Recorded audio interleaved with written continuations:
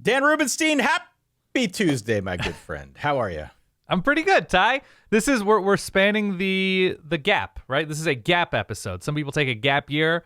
This is our gap episode between weeks 4 and 5, if memory serves. Yes? That's exactly right. So we do our recap episodes late at night on Saturday / early morning Sunday. Mm-hmm. We recap all that we can. There are some games that we did not get to fully address because of the timetables and the way that the game worked out. But we're going to talk about some of those today. We're going to look forward a little bit into the future of week 5. A bunch of great games in week 5. Seems that way. We're kind of in the middle as this gap show, talking through our leftover thoughts from the week that was. We're going to play a game that was suggested to us by our Patreon Verballerhood out at verballers.com. We've got a very busy show here, despite the fact that, yes, it is kind of in between 2 weeks.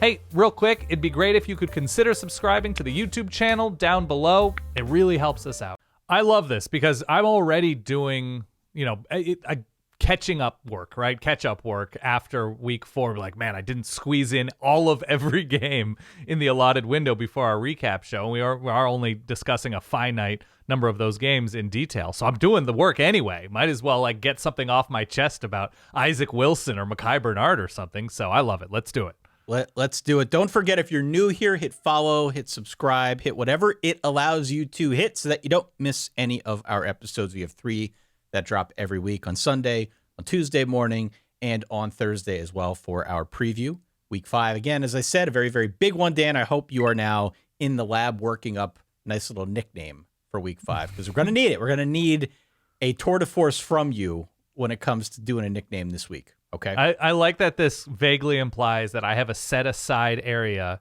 in my house that's like the thinking room. That I give myself I X out a solid 2 hours to just think on, like, ooh, let's go through some S's with a glass 5. of scotch and a nice cigar or something like that. There's the a corner. vintage globe to my right. Yeah. Mm-hmm. Get cracking on that nickname. Mm-hmm. Get cracking on hitting that follow button. You can, of course, find us anywhere. We're out there on social media as well.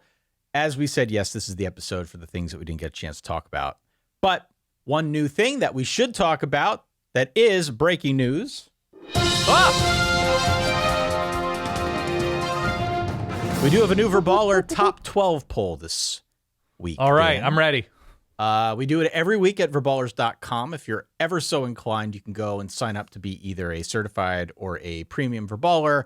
And along with that, yes, comes the ability to vote in this poll. A lot of new names here in this poll, or at least I should say there was a fair amount of shuffling. Texas, Georgia, Ohio State, 1, 2, 3. That remains unchanged. Tennessee catapults all the way up to 4 by virtue of their big win over Oklahoma on Saturday night. Alabama still very much in the mix at 5. Ole Miss at 6. So for those of you keeping track at home, that is 5 of the top 6 all SEC teams. Let's keep going. Then we got 7. It's Miami. At 8, your Oregon Ducks. At 9, my Penn State Nittany Lions. Followed by Utah at 10. Another SEC team, Missouri, at 11. And Clemson peeking back into the top 12 now. So a lot of shuffling about. Obviously, that's not a great surprise given what we saw this past weekend. But I voted Tennessee number 1. Tennessee won. I voted Tennessee number 1. I thought, what the hell, why not? I was the only person of the hundreds upon hundreds of responses that we got to this, the only one that voted Tennessee 1. And I felt good about that. I really did. They've been impressive. Who's been more impressive than Tennessee so far? Okay, well, everybody's taking their turns making NC State look disappointing. So I guess we have to write that win off a little bit, right? Everybody's taking their shots at the Wolfpack. Poor guys. I don't know. I guess I don't think anybody went into the week feeling like Oklahoma was truly going to be a big test, even though I picked Oklahoma to, I don't know if I picked them outright, but to keep it relatively close, which I guess all things considered with what their offense looked like, that's closer than it felt. It's an elite defense, if nothing more. I think it's probably a top-tier defense. I think Tennessee probably has a top-tier defense. But and I do always like to give credit teams for taking care of business, which they have emphatically done leading up to the Oklahoma game and still winning by double digits in Norman at night. That's a good defense Oklahoma has. man, if I had to, I don't bet money on these games. If you asked me to bet like 1,000 of my own dollars, like Tennessee, Georgia after the past few years, Tennessee, Texas, maybe I would feel better.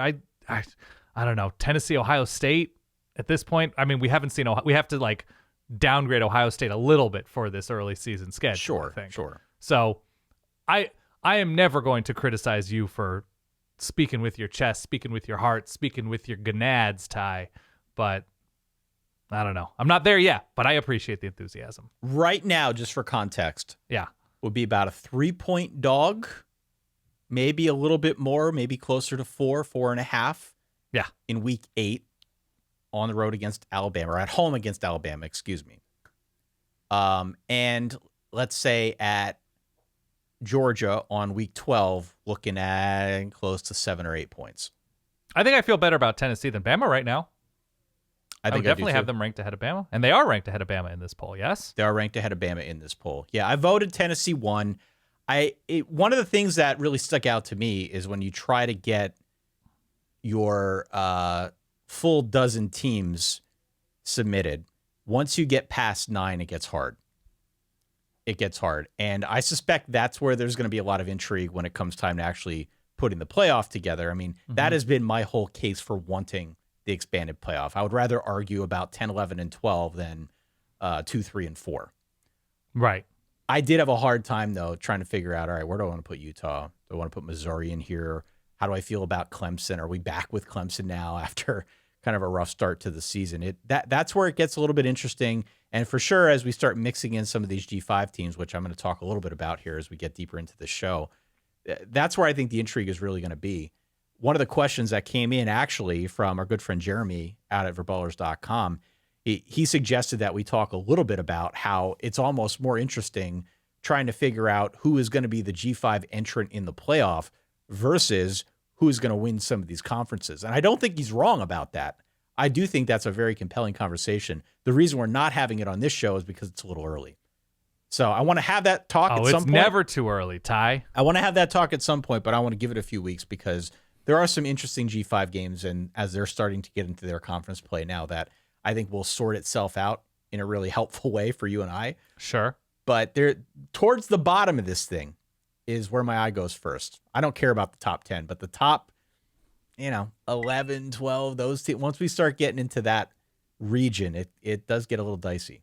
In its own way, the naming of the G5 entrant into the college football playoff top 12, like whoever makes that move in its own way. And I know this is somewhat of a stretch here, but it's sort of like being named a national championship and named a national champion instead of winning a national championship, right? That like, this is the old system of like, well, they all won their bowls and this team was named the AP national champion, right? That a bunch of people just like voted on it and it's Nebraska this year.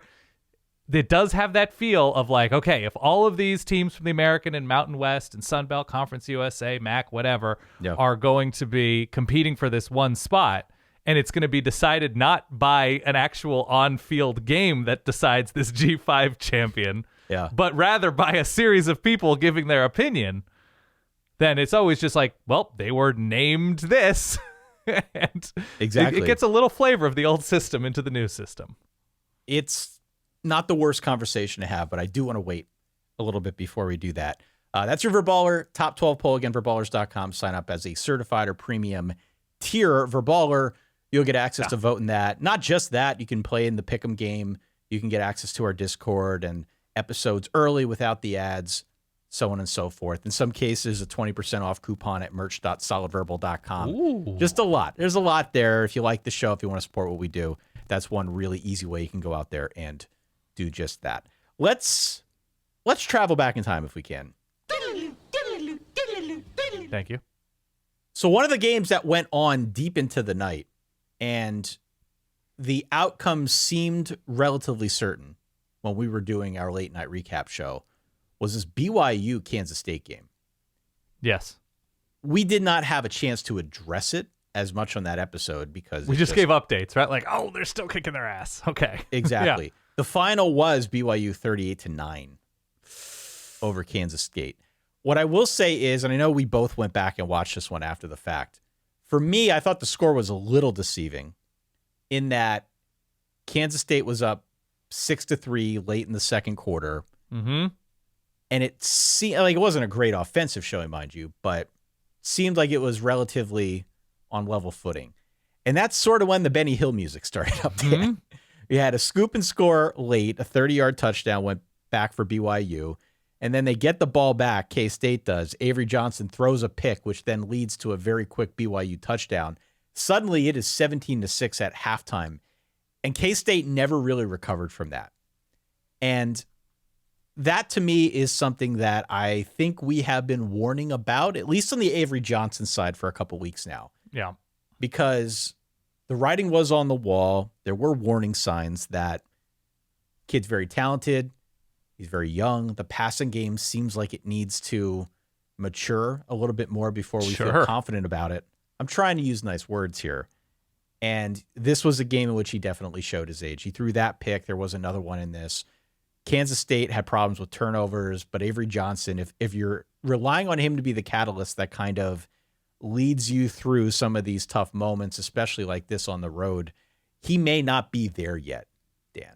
Oh, I'd say he's not there yet because we watched this game. And he is the, like, Duff beer, the cause of and solution to all of life's problems. That he is the solution to getting Kansas State's offense to be more explosive. Also, he, at times, is the cause of the problems that Kansas State is facing. His picks, his decision-making, and you're right. I think what BYU's performance was indicative of, and we've seen this across the sport this year, that what's the old adage? Like 90% of life is showing up. Yeah. BYU wasn't overwhelming in any specific regard in this game, but their middle linebacker dropped into coverage in the right spot to pick off a terrible Avery Johnson interception. They made good form tackles, and one of those form tackles resulted in, I think it was a running back getting stripped and returned. Was it a running back who? Yeah, DJ Giddens. DJ Giddens fumbled it. That went back 30 yards for a scoop and score for BYU. They weren't particularly great through the air. They made a couple of nice plays. They weren't particularly great on the ground. They made plays on the ground. Their defense was good, but not incredible. And they were led by their defense in this effort because forcing turnovers is a big deal. But they didn't commit a lot of penalties. They were at home. They performed, I think, admirably because they showed up. They went to the right place. They drafted off of the opportunity truck correctly and helped to disturb and cause and get under the skin of K-State, who basically has looked flawed. And even with that win against Arizona, like there were some issues in that secondary. And now, I don't know, everything came home to roost. Early in the season, season's not over. K-State can improve. But with what we've seen from Jake Retzlaff, I don't know. BYU's a threat in a conference that is missing a lot in the way of quality quarterbacks. There are some guys, I think, I like KJ Jefferson, I like Shedeur Sanders, Cam Rising when healthy, your guy Rocco, but there's a lot to be desired in this conference as far as quarterbacks. So if BYU has a decent one and they're showing up, they're getting a place on time. I don't know. I'm not saying great. I'm saying decent. BYU's a very interesting case. I don't know. If you're competent in the 2024 Big 12, I think that goes a long way. I don't know. I just think it's a mishmash of really good teams or pretty good teams. Who are the really good teams in the Big 12 right now? I still think K-State's one of them. What? Although this was a flawed performance. Okay. I still think Oklahoma State is one of them, but they had a flawed performance of their own. I still think that Utah, obviously, is pretty good. I think there are other teams that we're waiting on. Like we're waiting on UCF. We're waiting to see more in conference from a team like a West Virginia. I think a lot of these teams could end up being pretty good. Well, you said really good, and I think words have meaning. I'm using them interchangeably. All right. Sue me if you're interested in that. Let me talk about BYU. I think really good is different than pretty good. Let me talk about BYU for a second. Here's the interesting case. The over-under for BYU was 4.5 before the year. Yeah. They're already 4-0, so they're going to hit that. All they need is one more win. You're right. The defense has been good. It has certainly been kind of the catalyst for this whole project thus far. +4 in turnover margin, which is a big deal. They're getting a ton of pressure. Any way you slice it, this has already been a successful season. Compared to expectations that we talked about, that I went on Utah radio talking about, that most people kind of universally agreed were lower, they have exceeded those expectations already, full stop. My issue is the offense is a mirage. It's a mirage, and it's very dependent on Jake Retzlaff, who I liked last year, and I think he is getting better. He certainly has looked better in the early part of this season. I'm still not convinced he's trustworthy, though. Being better is one thing. Being trustworthy is kind of a broader umbrella statement. I don't know if he's there. It feels like an offense that's going to put a lot on him. Right now, he's the team's leading rusher. This seems to me like an offense that is randomly going to lay some eggs. Sure. And that's so fine. this is, and it's fine. This is why I'm staying away from them with respect to betting. Okay. I don't want to be on the opposite end of that because it's going to happen 2 or 3 times this year. It's just the way they're set up. So good on them. 4-0. They're going to get to a bowl. They're going to hit that over. Hope you bet the BYU over. I didn't. This is another thing I was wrong about. Who are your Ashanti index leading 2 teams then in the Big 12? Which 2 teams do you trust? Let's say at reasonable health. Yeah, are performing right now in the most trustworthy way. To me, it might be Utah, Iowa State. Well, Iowa State's one that I didn't even mention before. Yeah, and I was really high on Iowa State before the start of the year. Utah for sure, I think, and that was kind of my whole thesis for picking them to begin with in this conference because you trust Kyle Whittingham. Of course, much of that analysis was based around Cam Rising being healthy. Okay, I said assuming reasonable health. Yeah, assuming reasonable health. But so for sure, I think Utah is up there. Iowa State, I think, has looked pretty good so far this season. And I still think you depend a fair amount on Kansas State, a fair amount on a team like an Oklahoma State. I don't think they're going away. It's just, in terms of being elite and unstoppable throughout the course of the year, you're just not going to have that with those teams. No, I'm just saying so far that you can still be reasonably high on Oklahoma State and whoever. You want to be high on Kansas State. But based on performances we've seen, I think Iowa State's win over Iowa in the Cyhawk game has aged well as Iowa's offense has continued to grow, or at least that Caleb Johnson didn't run for 300 yards against Iowa State. Yeah, that's a positive thing.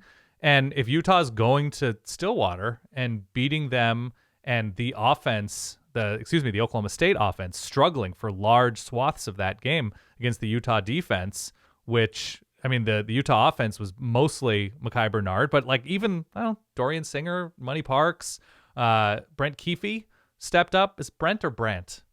Brant, I thought so. Brant Keefe stepping up. Keefe. Is it Keefe or my ears are going. Brant Keefe. Okay. That there's a little bit more pop on that offense, and that the downgrade to Isaac Wilson wasn't as dramatic as it seemed to be at times last year going to backup quarterbacks. So I think that my trust is with Utah and Iowa State, perhaps above all other teams. TCU isn't there. UCF went down to TCU, which hasn't aged well, even though they came back and won that game. Man, I got a TCU take here in a Kansas moment. Is not in a great place in this moment. I like the guttiness of West Virginia, but that opening week loss wasn't my favorite thing to see from them, let alone how they lost the game to Pitt. So, look, they've played real teams in a way that other teams haven't. But right now, I think it's Iowa State, Utah. Some other leftover thoughts from Please. Week 4. You mentioned TCU. TCU got drilled in the Skillet game by SMU. Yeah. The Skillet game going to go on hiatus now. Go and read about that if you're ever so inclined. I've got a video coming out on why they play for a Skillet, which I'm very proud of. Thank you. Mm-hmm. I think there's a chance TCU misses a bowl this year. How many did they give up? 66 to SMU. Man. I know this team can pass. Josh Hoover, I think, has been okay. Yeah. When they run, do you know what their expected points added, their EPA per rush is this season? I don't. And when they were good a couple of years ago, they were running the hell out of the ball for large stretches. Is it negative? Negative 0.01 per rush. All right. So what does that mean? Literally, that means that the rushing game, the rushing attack is working against them. It's causing them to score less. Yeah. The third down defense has been a huge problem. Oof. I'm not sure it's super likely that we get to a point where they miss the bowl, but there are at least a lot of coin flip games out there that I'm looking at, that I looked at earlier this morning. I'm like, man, they could lose all of these. There's a real world in which bowl qualification comes down to having to beat Texas Tech, Baylor, and Arizona. Okay. Vulnerable teams. But TCU might be the most vulnerable of all. Yeah. It just feels to me very, very tenuous. And if the offense is going to be that one-dimensional, and if they're not going to stop anybody on defense, Too many coin flips, man. Too many coin flips. I like Sonny Dykes as a coach. Yeah. I appreciate the fact that he felt passionate enough to get ejected this past game. But I don't know what this is. I'm starting to worry. Can we hold out hope that this was a rivalry game and you're not what you are on your worst day, not what you are on your best day for TCU? I guess, but you would think they'd be up for a rivalry I would game. think so too. I don't know. That was, but it's a rivalry for fans more than anything, right? That like, not every TCU player grows up hating SMU. Not every SMU player grows up hating TCU. But like the energy in that stadium had rivalry energy. A rivalry is a rivalry is a rivalry. I agree. So I don't know. I'm watching that, and that was a stray thought that I had that, in the flow of things we didn't get a chance to address. I mean, the good news Saturday is night. Any given Saturday in the Big 12, right? Like you could tell me most results, and I'd be like, yeah, I guess that makes sense. That TCU just beat West Virginia 42-13 because they just had their kind of day. I believe everything you tell me about this conference. There is a premium ACC feel to it. Yes, of course. What are some of your stray thoughts from the weekend? Okay, so I rewatched, speaking of the Big 12, I rewatched the Utah-Oklahoma State game. I just came away more impressed with Utah than I thought I would be. I think Georgia Tech might be a pass rush away from being a really good team. And that's not really helpful to say in between weeks 4 and 5 because it's not going to change. Right. But like, I like Haynes King, man. And like, look, they didn't win the game and this is in a losing effort, but he was throwing some real ropes and he was extending plays. The best of Tyler Shuck was really impressive to watch. I hope for his sake he's able to stay healthy because that's been, the snake bite on his career thus far. I got to tell you, I watched that game back. Uh-huh. I can't see myself. I need to do the full research. Yeah. I can't see myself picking Notre Dame over Louisville this week. I can't see it. What am I betting on the Notre Dame side? The way that they make you feel, right? That as soon as you feel down about them, they beat Purdue by 58. There is a chance that this Notre Dame team plays up to or down to all of its competition. Right. And they don't exhibit any killer instinct and blow anyone other than Purdue out of the water. There's a real chance we have that kind of season from Notre Dame, which would suck as a fan. I hate that. But there's a chance that exists. I'm just looking at this game and I'm thinking Marcus Freeman got outcoached a year ago on the road at Louisville. They were good enough, more talented than that Louisville team, and they got smoked, especially on the ground. And everyone, you and I included, knew it was coming. And I'm just wondering now with Louisville going to South Bend this weekend, with Notre Dame taking some injury issues, along both lines. I'm wondering if it's not more of the same. So right now, early lean is Louisville plus whatever, because I get good vibes from Louisville that I don't get from Notre Dame. Hey, maybe this year Notre Dame is just an opponent snob, right? Maybe.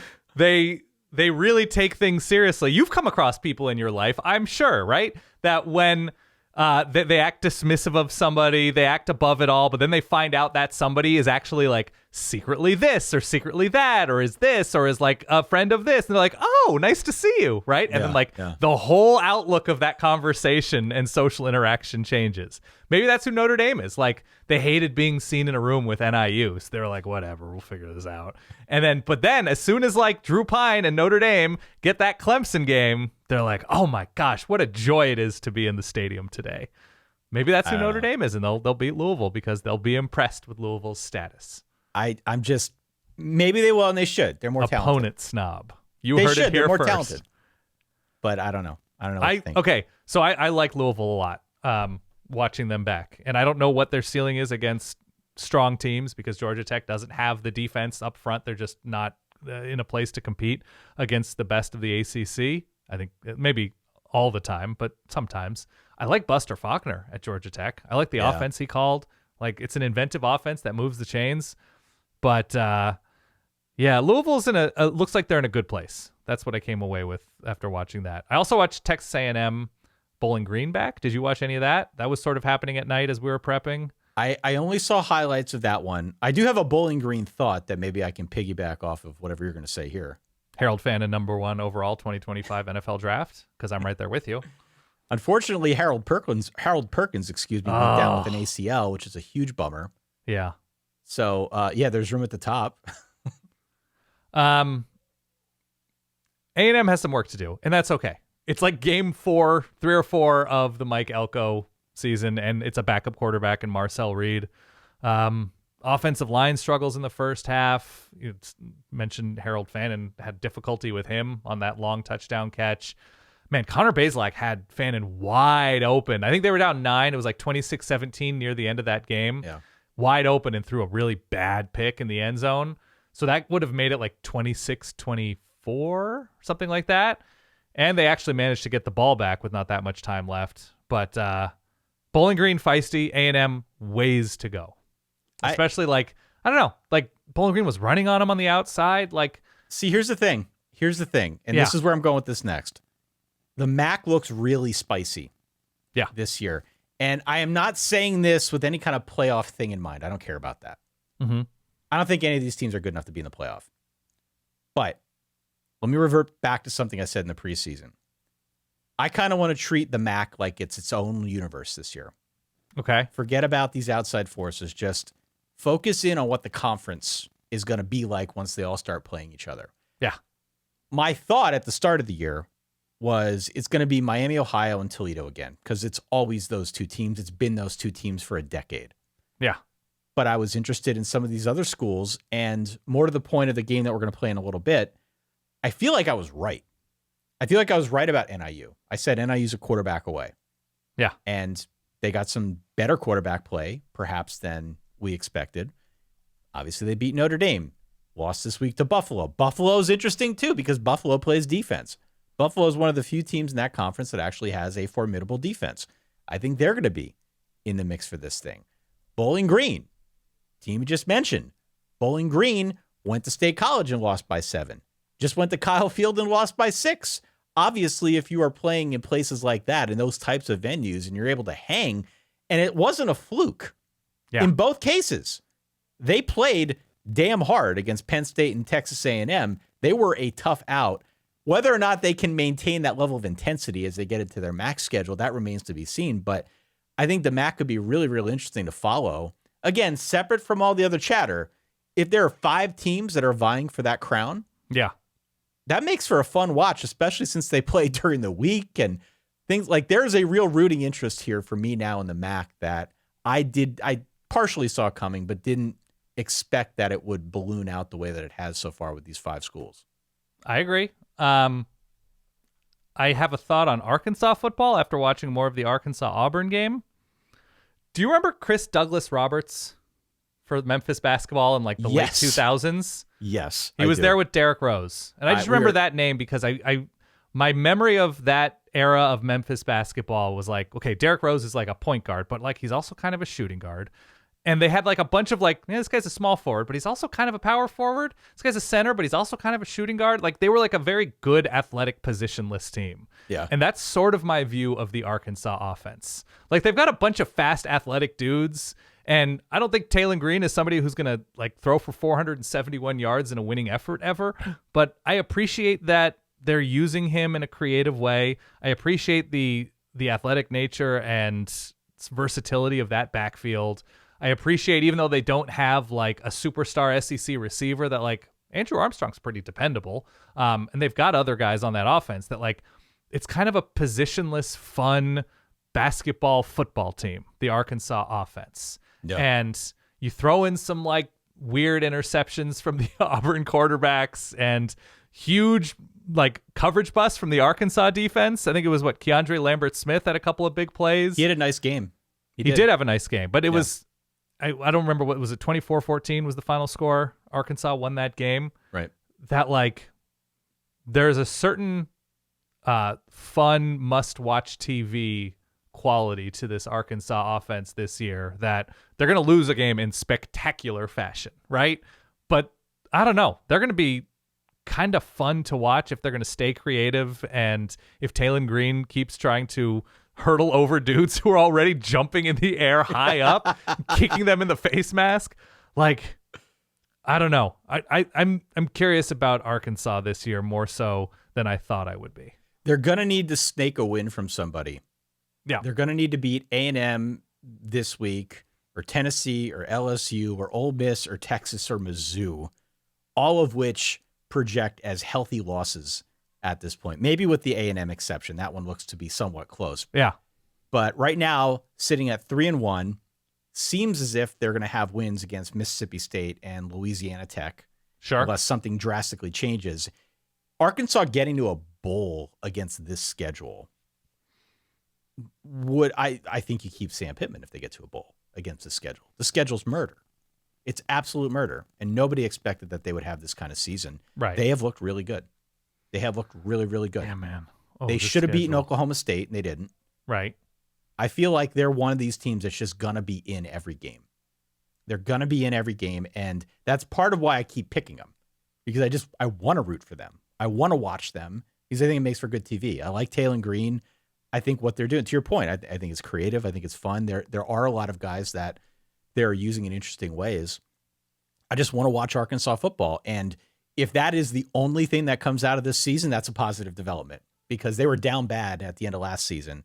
The fact now that this at least seems exciting again is a good place. My initial reaction with their schedule that you mentioned is they have LSU in a sandwich spot for LSU. It's after Ole Miss and before A&M. Yeah. That might be a 68-63 game. Oh, yeah. The Arkansas LSU game. And regulation, 68-63. That is, to me, one of the more exciting TV shows we have in the next few weeks. So it was a good neck crack for Florida beating Mississippi State on the road.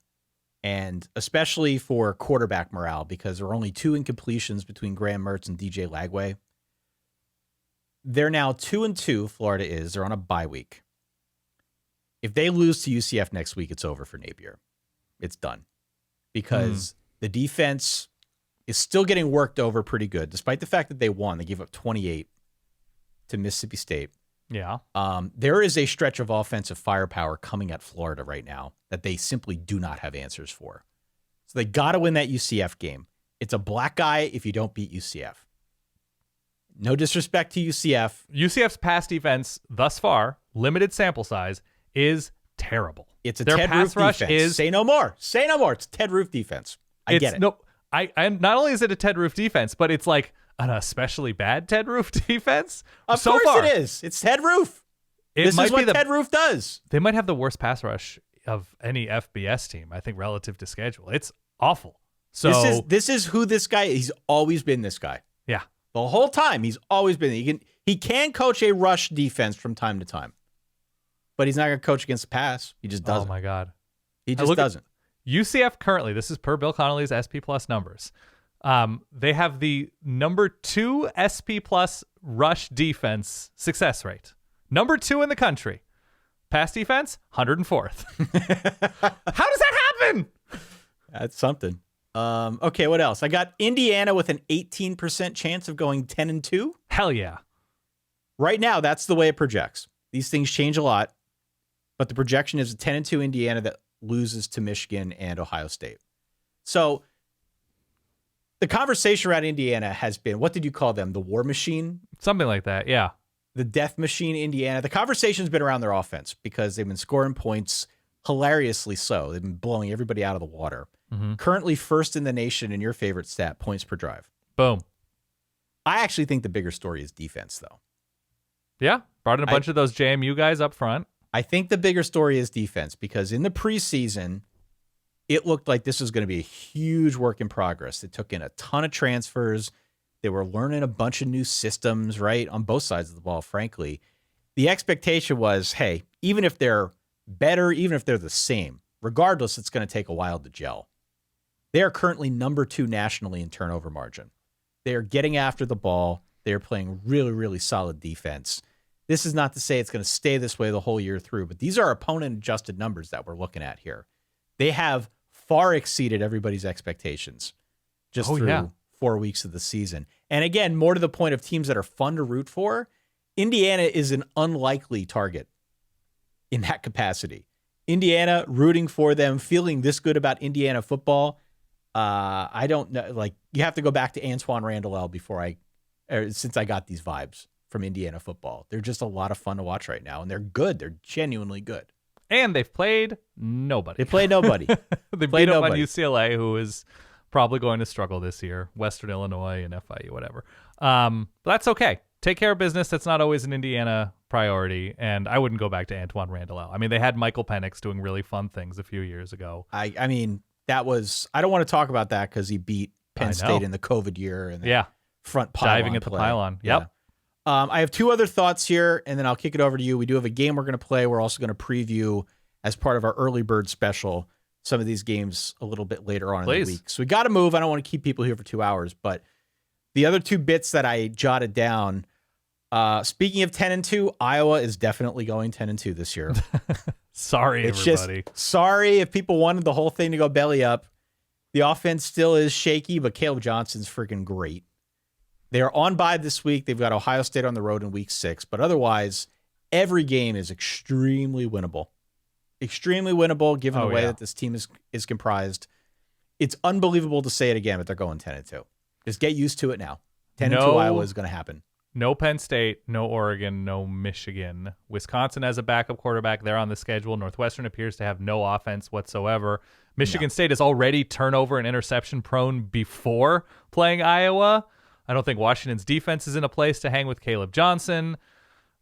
Maryland is just not at that level yet. And I don't know, you can push around Nebraska, it seems a little bit. It's 10-2. It's 10-2 Iowa. They're going 10-2.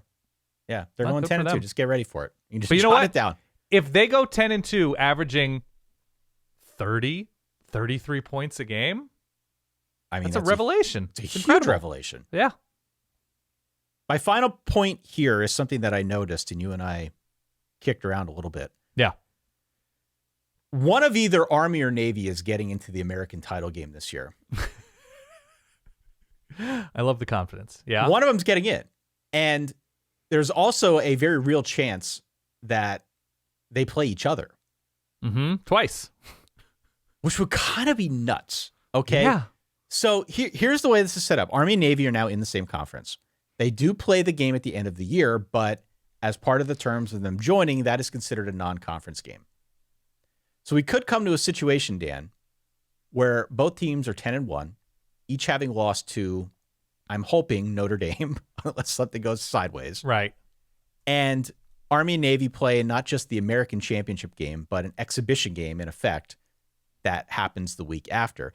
And to that point, if all hell truly breaks loose in the G5, is there a world in which Army and Navy play once for the conference championship, one of them gets into the playoff, and then they have to turn around and play immediately the following week in a game that does not matter?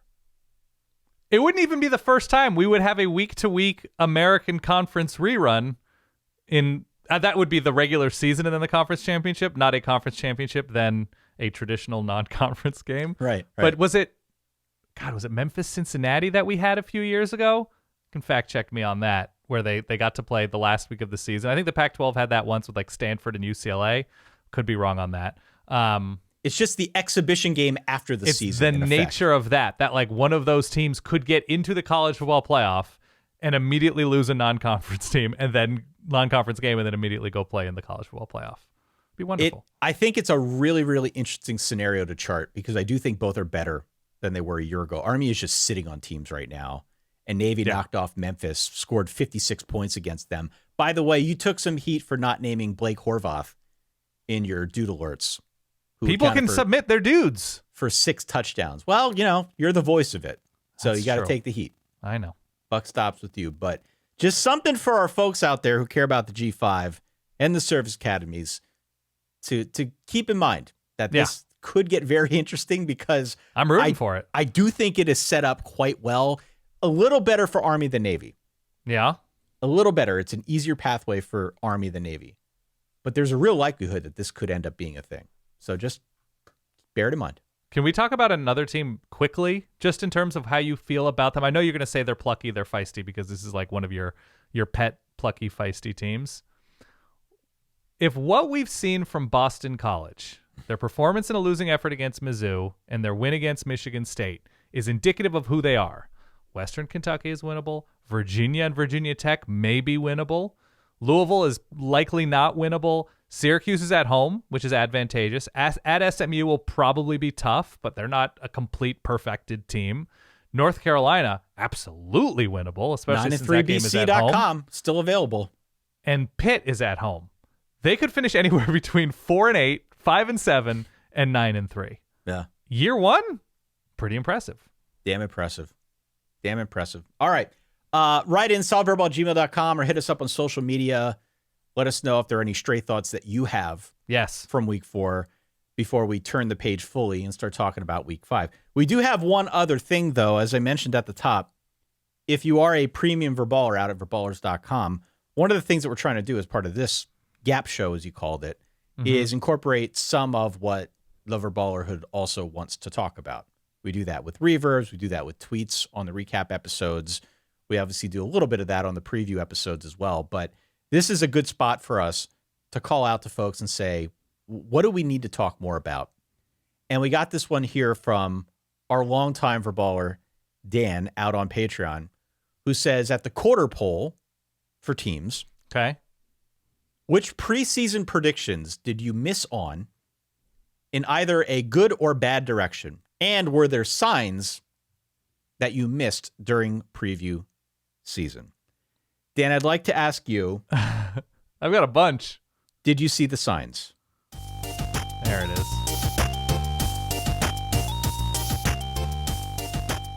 Did you see the signs, Dan? Of course you see the signs. Nobody comes into the season with every question answered, but there's a certain element to this where you just got to have a little bit of faith and think that the good are going to outweigh the bad with teams, and you make your declaration. And in my case, saying, I think this is going to be Oregon's year, and then struggling with Idaho. That was a tough moment for me. Did you see the signs, though? Did you see the signs? Because yeah, I knew that they'd be starting a walk-on at center, and I'd be like, I don't think a lot of walk-on centers have won national championships. I just figured he was an older guy, and the inside of their offensive line would be fine because they were so good last year and they were coached well, and the tackles were both back. I don't think Oregon is out of anything in this moment because they looked better against Oregon State. But that was a quick hey, let's splash some cold water on Dan's face right now. I don't think anybody saw the Riley Leonard signs. Not like this. He's been bad. No, I think the general appraisal of Riley Leonard at Notre Dame were well, the ankle surgeries aren't great, but he was such a gamer at Duke and gave everything he had, and they won a bunch of games, and they would just sort of figure out how to just keep winning with Riley Leonard. This does not seem like a sore ankle kind of thing. This seems like he is not comfortable in the offense. This seems like he is indecisive. Even in the early part of that game, I joked with you on the recap, maybe he's got the yips. Doesn't speak highly of the Manning Passing Academy for the umpteenth time that we joke about it on this show. Do not turn to the Manning Passing Academy as any sort of indication of greatness, of not being great, of anything other than somebody was good in that specific structure. He has really, really struggled this season. And the signs we saw were about the offensive line in particular. There were a lot of questions. And I think those signs were justified. They still are. Even and they're so. Down, 2 starters right now? Down 2 starters, yeah. I mean, even to a greater degree now than at the start of the year. That's not a surprise to anybody. Yeah. The expectation, though, is that this guy's going to come in. He was one of the top transfer quarterbacks, one of the top transfer targets. It's not just Notre Dame that wanted Riley Leonard. Everyone wanted him. So for him to come in and look this inept, maybe we saw some signs of him gaining confidence. He hit a few deeper throws in that game on Saturday. But over the whole, that is one sign I did not see coming. And I don't know many people that did, because I think most people are high on Notre Dame to varying degrees. But the Riley Leonard thing was at least one position group that we assumed as fact would be better. And I don't know if it's been better so far. I needed to be convinced on South Carolina. I now am convinced on South Carolina's status of dangerous if you squint. That Lenoris Sellers, obviously him getting hurt against LSU was, a game changer as for the result of that one, probably. I don't know. They still could have lost, but it hurt their chances significantly. I don't know. The sign of South Carolina being interesting. You can play the sound again if you'd really like to. Which sound? The sign, that ace of base. You knew that their defensive line would have a lot of upside. Yeah. With how they've recruited there. That you're like, they're going to get after teams. Is it going to be enough to cover for an unproven quarterback and offensive line issues? Likely no. But I have no idea what their final record is going to be. But I don't know. There's a lot more danger to South Carolina than I had anticipated. I feel like I saw the signs with Boston College when I went in on BC. Yeah. In the preseason. You just talked about him a little bit. Yeah. I like Bill O'Brien as a coach. I don't like him as much as a recruiter. Okay. And these aren't his players. I mean, obviously the portal is, but yeah. Yeah, I mean, they were smart about the way that they went out in the portal and got Treshaun Ward and tried to bolster that roster a little bit. I saw the signs on that one. I felt good about Bill O'Brien. I felt really good about Thomas Castellanos to the point where I gave him like an extra 6 inches and like 50 pounds. Yeah, that was great. The sign I did not see, though, or at least the thing that I overlooked, was I just expected with it being a new coaching staff that there was going to be a lot more turmoil, especially on the defensive side. Like, they had a lot back. Right. I think it was 8 starters they had back, plenty of veteran leadership. But anytime you're switching systems, I'm always leery when you switch to an NFL guy. Take that back. Bill O'Brien was the Ohio State offensive coordinator when he was hired. So No. I'm not talking about that. I'm talking about their defensive coordinator, Tim Lewis. Oh, yeah. I'm always leery about switching to like the NFL defensive schemes. Yeah, it seems like those are harder to grasp, and they've been like pretty good. All things considered. I don't think they're going to be a shutdown defense at any point this season, but for a team that entered the year with an over/under of 5 to be where they're at now, and for us to all talk so lovingly about what they've done in the early going in September, no less, that's a cool story. So saw some of the signs, missed on some of the others. By the way, I laugh every time I see Wink Martindale wearing like Michigan gear on the sideline. He just looks like such an NFL like defensive coordinator. He does. And he's wearing the like white under long sleeve thermal looking shirt, and then the cut off Michigan shirt, and the ridiculous like Oakley wraparound sunglasses. Like he looks so out of place. Like he looks like a diet like Rob Ryan calling plays. For the Michigan defense, where it's like, I appreciate that, like, you're just going to blitz the hell out of everybody and go cover zero in big moments. And like, it's great to have a vision. It's great to have an identity. But every time they cut to him with those sunglasses, I giggle just a little bit. It's great. The sunglasses and the big oversized chain around the neck. Yeah. It's great. So NC State did not see any of these signs. Did not see any of these signs. I was so wrong to have the optimism. Yeah. I am looking at my sheet right now. I'm going to quote myself. I threw this in Take a Toe. I should have brought Take a Toe out here today. Yeah. I threw it in the volcano. Quote, I am heavy on the over for NC State, which was 8.5. I could see, this is the best part here. Here's the kicker. Oh, no. I could see 2 losses, but not 4. They've got 2 losses in their first 4. Yeah. So far, Dan. I think the quarterback thing is going to be interesting to follow.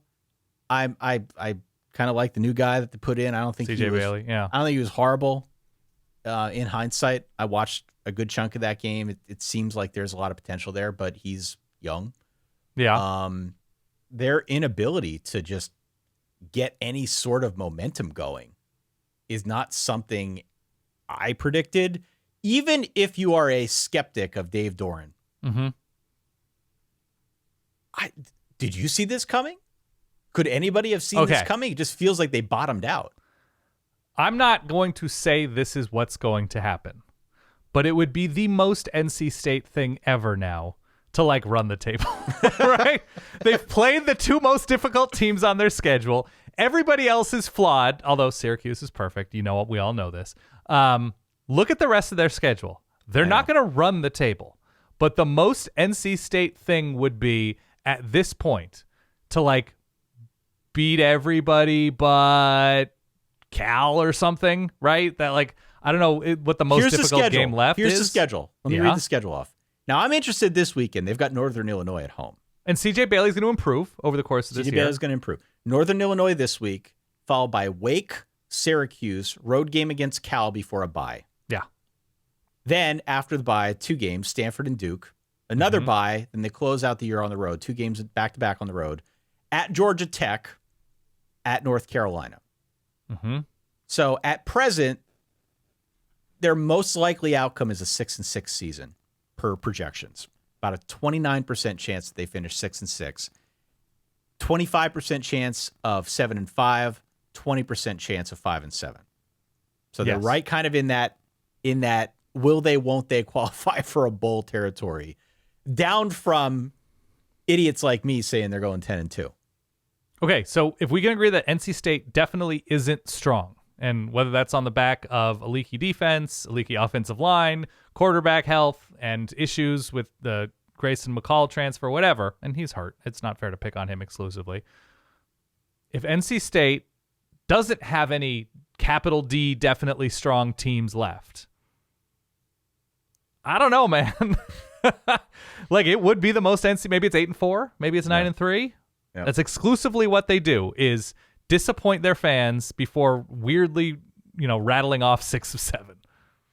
Yeah. Okay. It's hard to see it, but I think you can squint and be like, I don't know, it's the ACC. Why not? I feel like I whiffed on BYU.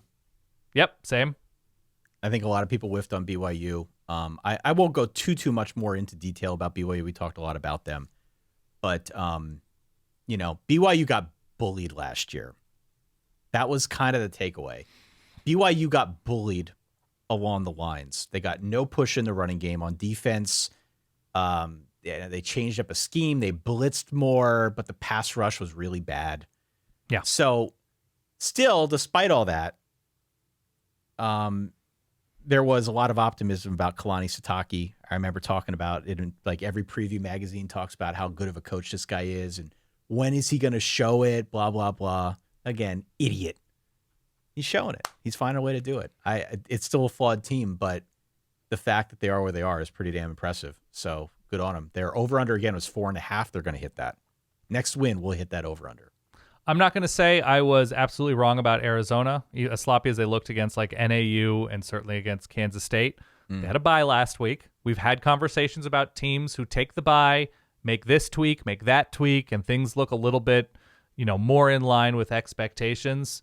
But that one game, if we're talking about the singular result against Kansas State, now having aged poorly with how sloppy Kansas State looked, again, and that's one game for Kansas State against BYU, I think it's fair to say Arizona needs to look dramatically better immediately. I think they're at Utah this week. Yes? Yep. And I don't know who's going to be starting quarterback for Utah this week, but I don't know. The Arizona offense against the Utah defense does not look great for Arizona in this moment playing at Utah. So was wrong about my optimism that things would continue in a smooth way after last year. It is early. I feel like I was very wrong on Kentucky. I just feel very wrong on Kentucky. They have been stride for stride with Georgia. They lost 13-12 against Georgia. Yeah. The week prior, they lost 31-6 at home against South Carolina. And the week before that? And the week before that, they won 31-0 over Southern Miss. This past weekend, they won 41-6. It's like a full spectrum of results for Kentucky thus far. The defense has still been pretty good. They've been really good on special teams. The question is offense. The question is offense. And when you look at the stat sheets and when you look at all the advanced metrics that we like to talk about, the thing that jumps off the page at you is the passing game. The passing game has been dreadful so far this year. Yeah. And so to that end, being a card-carrying Vandegrifter is not a great place to be. Right. You could redeem that now for like a free small fry at McDonald's. That's what that's worth. Hopefully, if we hold and don't sell, they can get better throughout the course of the year, but it's not an easy schedule. Not to say anyone's schedule in the SEC is, but this week on the road at Ole Miss. A couple weeks from now, week 10 on the road at Tennessee. They're also on the road at Texas a week before they come back home to square off for the Governor's Cup against Louisville. There are a bunch of projected losses right now on the schedule, and right now they're sitting at 2-2. I did not expect this kind of effort from Kentucky. This is not to say that I was expecting a 10-2 season. I thought I had them pegged for 8-4. I was on 8-4 for this team. Their over-under was 6.5. I still think they'll get there, but I definitely missed a lot of the Kentucky signs and was blinded, I think, by my own optimism there. The Hugh Freeze press conference after Auburn, Kentucky is going to be my Super Bowl.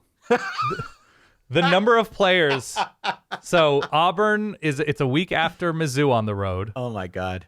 And so to go on the road to Lexington the week after against what should be a Kentucky defensive line that will collapse the Auburn offensive line and the pocket and everything. Like, look, Auburn might even win. I don't know. But if Kentucky were to win that game and 20-17, 23-21, I don't know. That is my moment. That I think what Kentucky should be able to stifle and suffocate this Auburn offense to the point where, they're going to throw 3.5 to 7.5 picks or something. I don't know how you throw half an interception, but you're going to see Hugh Freeze start to blame parents. Like, how could you raise a left tackle? Like what we put on the field. That's I can't wait. Did you see Bo Wallace went in on that? I did. Of course I saw it. Dr. Bo calling out Hugh Freeze. Hugh Freeze not taking any accountability for what transpired in that Arkansas game.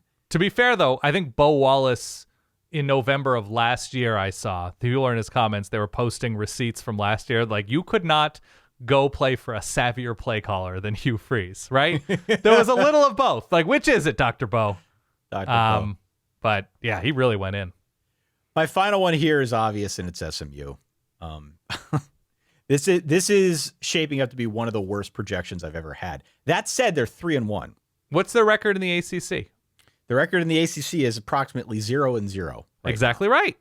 So they're getting into their ACC schedule now. Mm-hmm. Against Florida State. At last check, they're about a 5.5, 6 point favorite, somewhere in there. Yeah. They've got games on the road against Louisville, at home against Pitt, at home against Boston College, at home against Cal. But as you look across this schedule, there aren't a lot of heavy hitters on here. They don't play Clemson. No, they don't have Clemson. They don't play Miami. They don't have Syracuse. So I'm going to hold out hope that I wasn't quite as wrong as it looked in the early part of the season. They did just score 66 points after making a quarterback change. Yes. Maybe this is what it's going to take for them to kind of get back to their winning ways. They won 11-3 a year ago. But it's not been a good start to the season. I'm gonna be hopeful, but thus far, it is looking like I was very wrong about the Mustangs. I wouldn't even go that far. I think you should hold your head a little bit higher. The BYU loss is a little more justified in this moment, right? I guess. I don't know. They scored 15 points. I thought this was going to be a high-powered offense. Which quarterback played? Which quarterback started in that game? Preston Stone. Okay, so they make the change to this guy who drops 60, 70 points on TCU, which, by the way, a lot of teams are doing in these last few years. I think you're being too hard on yourself. I think SMU in the ACC can be, I don't think they're winning 10, 11 games like you were talking about, but they were decisive in their move to a new quarterback. They dropped a ton of points in a rivalry game. I mean, I said they might go 12-0, Dan. I know, that's insane. Obviously, that's insane. But you look at the firepower at quarterback, whatever you want to do. Like, Duke is a work in progress on offense. The defense has been strong against not really anybody. Stanford just won at Syracuse. That could be, I don't know, weird and tough. Louisville is better than SMU. Pitt is likely better than SMU, but we'll see by then. And that game is in Dallas, yes? Yep.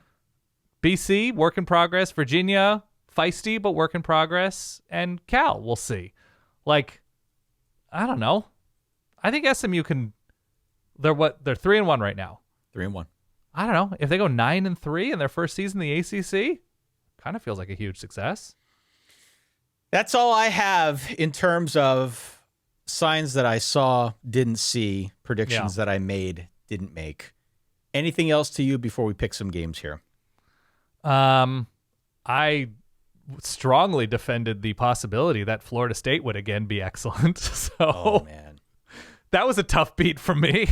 That's like assuming the 10 in blackjack for the remainder of the season when people get asked this question. Yeah. I think it's like the common card that everyone has to play.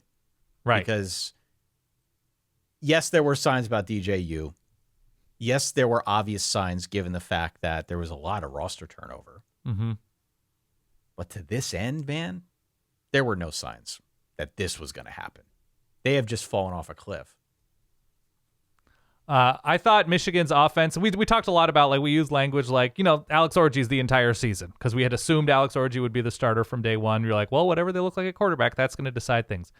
I did not have the worst of Michigan's offense looking as bad as it did, but I also didn't, like, when USC went up in that game, have Michigan coming back to win that game. So yeah, I don't know what they do from here on out. Like, the failure to find and develop a quarterback in any season for Michigan, even like a serviceable transfer Jake Retzlaff style quarterback, like that seems like an enormous failure. And it's tough with the portal and they're in the playoff and preparing for the national championship and figuring out what they need and what Jim Harbaugh's future is and who's going to be taking over. Like the program seemed to be in a lot of not flux, but like on uneven ground, let's call it, with the NCAA inquiring, all that stuff in late December, early January. But for them to enter the season with 0 capable quarterbacks coming off of a national championship, I didn't think it was going to be that. No. All right. Thank you for the question, Dan. Again, if you sign up for a premium Verballer at Verballers.com, you can help guide this segment on the Tuesday episodes. Let's pick some games, shall we? Okay. Early bird special. I've realized I've been playing the wrong sound for the last couple weeks. I wanted to play the early bird special game because these are weekday games. Yeah. Instead, I've been playing the old picks of the week sound, trying to delineate a little bit here. Okay. I like that. If you're okay with that. Got 2 Friday games that I wanted to discuss here. We've got 7:30, Virginia Tech at Miami. Miami favored by 17 points at home. Ooh. And then a little bit later, half hour later, we've got on Fox, I want to say, it is Washington at Rutgers. Rutgers favored by 2.5 points, Dan. There is another game a little bit, I guess, lower billing. This is a Thursday night game between Army and Temple. We'll just call it out as something maybe to pay attention to. But the 2 big ones that are later in the week are obviously these 2. Do you have any hot takes on either of these games?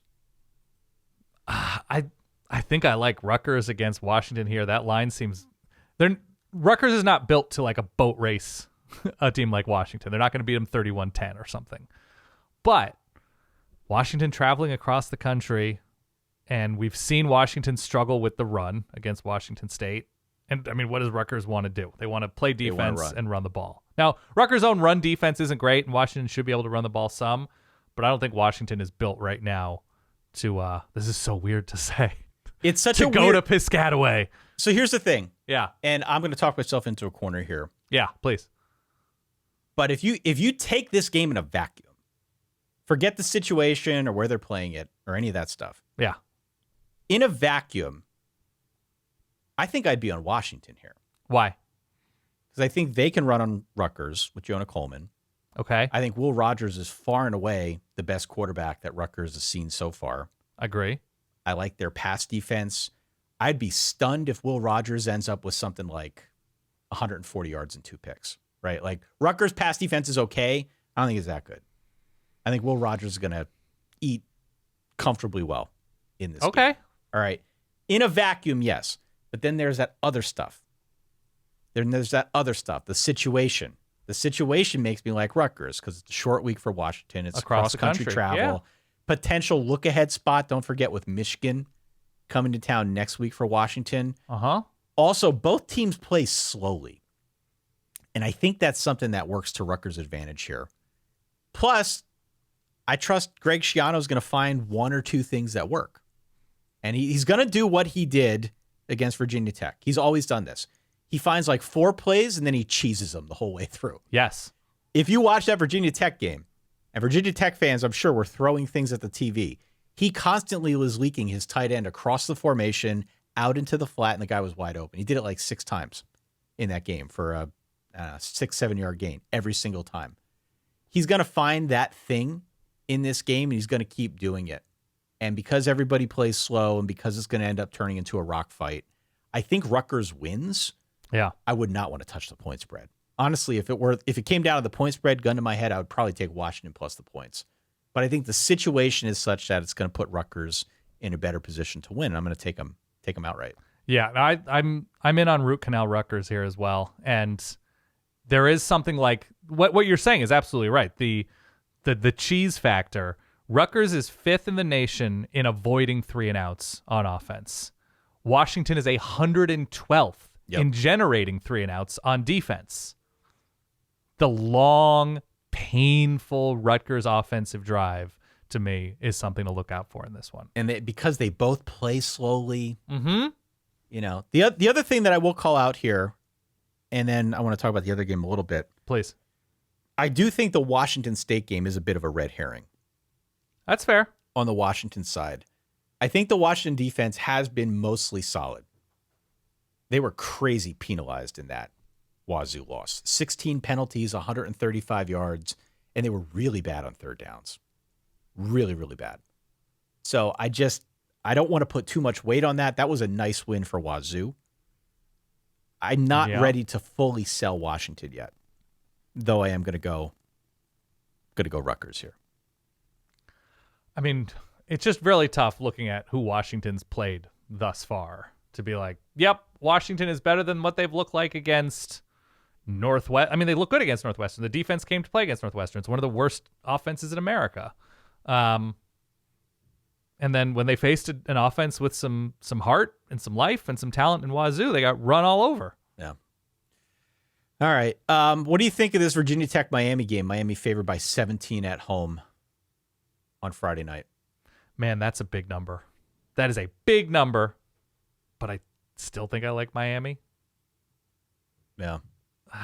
If this game were in Blacksburg on Friday night, I might be inclined to go Tech with the points. Yeah. But the spread kind of tells you everything you need to know that this is a mismatch. Right now, they're projected, Miami is, as a 2-touchdown favorite against everyone other than Louisville, who they play in Week 8. Yeah. So the numbers have very quickly coalesced around Miami. This game, to me, feels a little bit like that Clemson-NC State game a week ago, where we looked at it and we said, this is a mismatch. It's a high point spread, but we don't really have a reason to take NC State.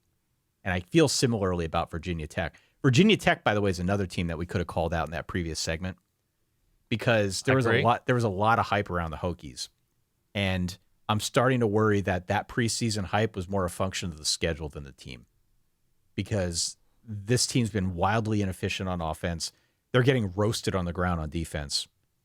I checked the projections. There's a 75% chance that Tech's going to finish with 5, 6, or 7 wins, which is a far cry from what some of the preseason expectations had them at. Sure. So I think Miami's going to roll too. I think Tech's told us a couple times now who they are. We should probably just believe them. It's got like 45-17 written all over it to me. I think the big mismatch here is going to be Virginia Tech's offensive line trying to keep up with Miami up front. And we've seen it 1,000 times, right? If your offensive line from the jump is going to struggle, a game can get out of hand real quick. And so I think I'm with you. I think Miami should be able to run. I think that's going to be the interesting thing for Miami as they've been spreading the ball around a little bit with their running backs. They should be able to, yeah. And it should, just in the way that like it was weirdly close for a second against USF and then it just got completely out of control. I think it's Miami has the capability to do that short week against Virginia Tech for sure. So yeah, I think you're right. The schedule for the week ahead here in Solid Verbalville. Yeah, we've got our preview episode drops on Thursday. We've obviously got Big Ten breakfast Friday a.m. Yes, which has been doing well. People seem to really like. Mm-hmm. So that's out on YouTube only, unless you are a Patreon subscriber where we post the audio. Yes. We've got a recap for Week 5 live at midnight on Saturday night. All are welcome. Come on out to the YouTube channel and watch. We would encourage everybody to keep sharing all of the tweets and social postings that we make linking up to this episode. We are giving out a coupon to Brad Burst is the name. Brad Burst out on Twitter or X, whatever we're supposed to call it these days. We told people, get creative with it. The most creative one is going to win a free bit of merch from our store. Brad took it upon himself to tag Fox Sports and said, please stop burying these guys at 3 a.m. on FS2. Exactly right. They and your audience deserve slightly better. The slightly is what got me. I agree. I appreciate that little, Brad. Thank you. I'm going to be reaching out to you. We're going to send you a coupon for free merch. Hey, it's going to apply this week as well. We're going to do it again this week, but not until the Thursday episode. So details to follow. We will give you your marching orders after that happens. There are some big games in week 5. Who do we have? We've got Georgia at Alabama, 7:30 on ABC. That's the showpiece. We have ranked matchups between Louisville and Notre Dame, between Oklahoma State and Kansas State, and between Illinois and Penn State. Yeah. None of those games rise to the level of Georgia, Alabama. Okay, none of them. But they're all interesting in their own right. We've also got some other notables. We've got Kentucky at Ole Miss. It's a big point spread, but maybe Kentucky can find a way to keep it close in the manner that they did with Georgia. We've got Arkansas, Texas A&M, which I think will be fun. Always is fun. Yeah. Oklahoma, Auburn. I don't know if that's going to be fun, but it's going to be notable. Yeah. We do have some big G5 matchups. Liberty versus App State doesn't have quite as much steam on it as it did at the preseason, and now that App State's dropped 2 games, it's probably not as meaningful for them as a playoff type of thing. But that game's in Boone. We'll see. Fresno at UNLV. That's good. Really good game. Mm-hmm. I'm excited about. And at night, we've got Ohio State, Michigan State. We've got Iowa State, Houston. South Alabama, LSU is interesting. Yeah, baby. South Alabama, the Jags score, coming. Man. They score. Yep. And then Wazoo at Boise is a big one.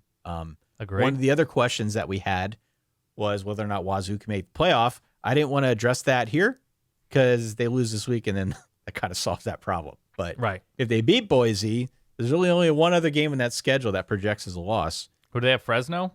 Fresno, yeah. Yeah. So Wazoo at Boise, that one's at 10 p.m. Oregon plays at 11, the last game of the day for you, Dan. Oregon playing after SNL. They're going to kick off at 1:45 a.m. Eastern. Yeah, what happens if there's any kind of delay in L.A.? It's in L.A., right? The UCLA game, it's in Pasadena. Oregon favored by 24.5. If there's any sort of reason to delay this game, right? There's a light malfunction, there's lightning in the area or whatever, you're going to kick a game off at midnight Eastern time? If that game kicks off at midnight, would you watch it? No. I might not even watch it at this time. I don't think anybody should watch this game that's on the East Coast. Well, what do you say to people, and I saw that you got some of this. Yeah. What do you say to people who say, well, why don't West Coast teams deserve night games too? Everybody else plays them. Why can't play a Oregon? night game? 8 p.m. kickoff? Stupid. Especially with big teams. This is stupid. This is all for advertising windows. It's dumb. You shouldn't watch this game on the East Coast. Why can't Oregon and UCLA play an 8 p.m. game? You play them anywhere else. Why aren't they allowed to play them? Because they're on the West Coast. There are different time zones, Ty. Write this down. There's an Eastern time zone. There's a Central time zone. Saying, why do they need to care about what I think on the East Coast? Why can't they just play and sort of have their own environment out there at night? Because it's the Big Ten. They want to be a national conference. They want everybody in the nation watching their games. And then they're burying this. It's stupid. It's stupid. I care about people on the East Coast. They're probably doing UCLA a favor because it's not been great. No. Also, the Rose Bowl just looks better in the afternoon. Like, I don't know. Be a little bit biased to make your product look good. By the way, is Notre Dame, speaking of which, Notre Dame's a Peacock game this week? Don't. Hold on. Is Mama H all set with Peacock? She's set. Okay. Yeah, she found a good deal. We found a good deal last year. She got it for like $22 for the full year. Notre Dame has not had a Peacock game yet this year, right? No, they played on Peacock earlier. I just don't want to talk about this. This year?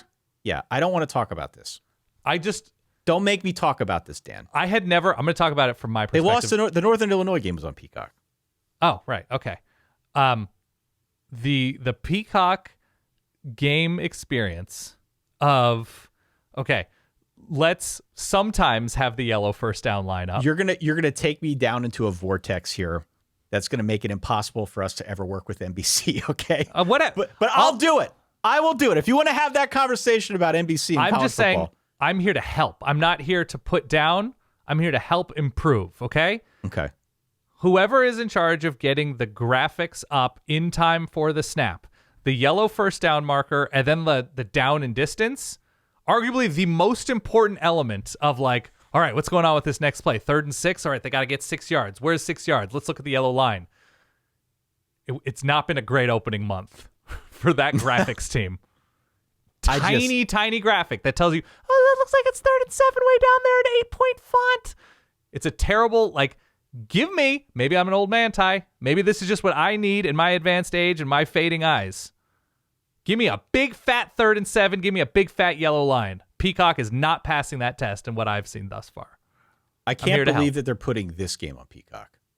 I mean, I can believe it. Yeah, of course. But what do you think college football is? The Northern Illinois game was on NBC as well as Peacock. So you can watch it on either. I think I watched it on Peacock just because of my setup. You know, it made it easier to do at that moment in time. But this is now arguably the biggest game for Notre Dame this season. I mean, I don't know where USC is going to be at by the end of the year, but they just lost. This is sort of like their biggest game. And if they want to get back in the hunt, if they want to be anywhere near the playoff, even in that conversation, you got to win this game. They're putting it on Peacock. Standard issue. Man.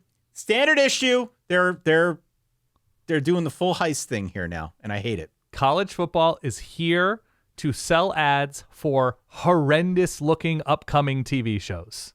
That's what college football serves as now. Like, do you want to watch She's a Mom and She's Also Smart? Could you believe that?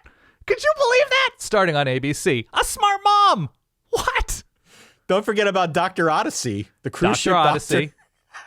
That's what college football exists as for these networks. Let's have the guy from Dawson's Creek and Mighty Ducks, all due respect. He's a doctor on a cruise ship, and we're going to play like a slow Beach Boys song in the promo. Right. That's what college football exists as. That's why Notre Dame Louisville is on, because you get to watch promos of like Love Island or something. So people subscribe and keep subscribing to Peacock. Just don't even. I can't have the Notre Dame broadcast conversation on this episode. It's Peacock, but it's still going to be Jason Garrett and Stan Hicks, right? Oh, good. And we're all very grateful for that. I hope they struggle figuring out where the first down marker is during the game too. I can't have this conversation. It's like the slow delay. You know the teams that do like the slow delay, like running off the sub, like the substitute defensive lineman to screw up the offense's timing? Sure. It's Peacock with the slow, we're not going to tell you down to distance. We're not going to tell you down to distance. Here it comes right before the snap. It's great. Just don't. Can't wait. This cycle that NBC unfortunately has shown over the last decade. Yeah.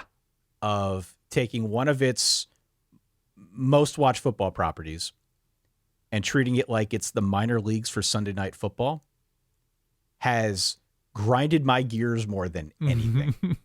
More than anything. And that is exactly what they have done. They have tried to make it look otherwise. That is exactly what they have done.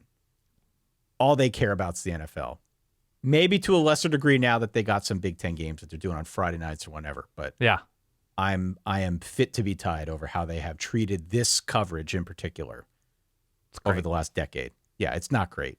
It's far from it, and it drives me crazy, but I'm going to stop right there. This Riley Leonard incompletion brought to you by the full archive of Yellowstone, available on Peacock now. All right, Dan, that does it. Yeah. We've got going out on a bit of a curmudgeon note there. That's great. I can't help it. I don't know. I'm in my late 30s, early 40s, Ty. If next time you're going to bring this topic up, you got to warn me beforehand. I know. Okay. This is a Ty trigger warning. Yeah. The heart's going. Anyway, make sure you hit follow. Make sure you hit subscribe. Mm-hmm. We're going to be doing the Week 5 preview on Thursday. Make sure you get in on the ground floor. Make sure you share out that link. Again, like with this one, with our good friend Brad, we're going to send him a coupon for a free merch item in the store. You can get that too, but you got to share the link. You got to be creative. I don't care what platform it is. Doesn't matter if it's Facebook or Instagram or what else we got? The Peacock Slack. The Peacock internal Slack. Yeah, share this bit. Share this last time code with them. See what they think. Yeah. Share it out. We'll pick our favorite. We'll give you a free merch item. And check out verballers.com. If you're ever so inclined, see what we offer. Want to support the show. Okay. Yes, sir. I have droned on for far too long. For that guy over there, my good friend Dan Rubenstein, for myself, Ty Hildenbrandt, we will talk to you all on Thursday. Enjoy your week. Stay solid. Peace.